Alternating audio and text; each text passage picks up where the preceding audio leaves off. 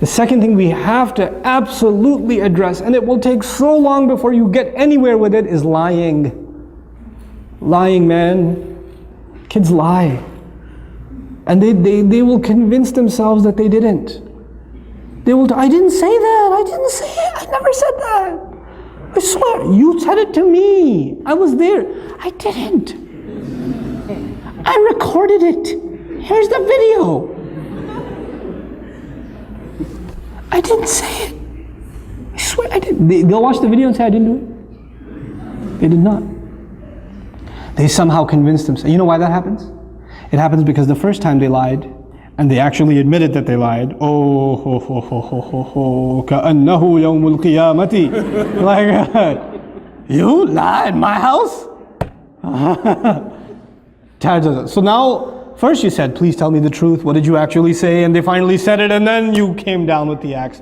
So the next time, like, I will take all of this. But once I admit that I lied, I know what comes next. You know, I am not doing that again. I am not admitting to this crime again. Because pleading guilty in this house does not work out for you. You got to stop that first. You cannot punish. You cannot punish extra for something that happened that's already made you angry. So the mother is angry because the child lied. Or because the child did something bad. Then she's angry because he lied about it. Then she's angry because she's like, tell me the truth, I'm giving you one last chance. One last chance. I'm going to ask you one last time, even though she's going to ask 6 more times. But she says one last time, tell me, and this is the only time I'm going to ask. I'm not going to ask again. Did you do it? No. Okay, I'm going to ask one last time. Before I tell your father, one more time. I didn't do it, I didn't do it, I didn't. And he'll go to bed, he'll cry, he'll wake up, I didn't do it, I didn't do it. He'll stick to it. And you're like, how do I deal with this? And you said, I know you did it. I know you did it. You're making me even more angry. And you get angrier, and he gets more defensive. And you get angrier, and he gets more defensive. And at the end of the day, you start pulling out your hair, and you're like, I don't know what to, and the husband comes on, I don't know what to do with this one. He lied. And you're like, you lied? No, no, it starts over again. How do we have to deal with this? We have to take those situations, and sometimes you just believe them, even though you know they're lying. I believe you, because I trust you. You wouldn't lie to me. You promised last time you wouldn't lie, so I trust you. And the other kid's like, but I trust him. You're fine. You're not in trouble. And let him get away with a lie 3 or 4 times.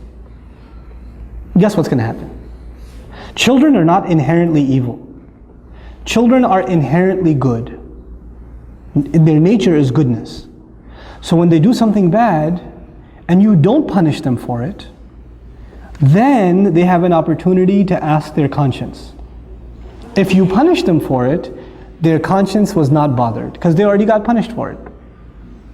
When they get punished for it, they don't feel bad, because they did something bad and they paid for it. It's done, there's no conscience. But if you don't punish them once in a while, I said pick your battles, you don't have to get them for every time. Pick your battles and say, okay, I trust you. You didn't do it. I know she must have got it wrong. She must not have remembered properly. When you slapped her, she must have been sleeping and imagining it. The mark on her face, I don't know, is red coloring. I don't know what it is. Doesn't even look like your hand. Looks more like a foot. You know, so it's okay. You're not in trouble. You know what that does over time? Mama, I want to tell you something. I did do it. And then you come and you console and you say, it's okay. It's okay. I still trust you. I still trust you. And what you've done is you've taken the child away from being defensive. You know? But it takes a little bit of long-term thinking to be able to do that. You won't be able to do that the first time. And first, it's very hard to forgive those kinds of things, right? Especially if they hurt another child. If they wrong somebody else. It's hard. And you have to take that other child and take them to a corner and say, Beta, I know, I trust you too. I'm not angry at you either. And I know they did something wrong. But you don't have to be happy if they get punished. That's the other thing. One child gets happiness only when the other one gets punished. And they get so used to Abba. She pulled my ear the other day. They just came back from Scotland, my family. And when the little one came to me and said, you know, Api, She pulled my ear one day. I was like, when? I don't know. One of the yesterdays. I was like, what do you want me to do? He goes, punish her. I was like, will that make you happy?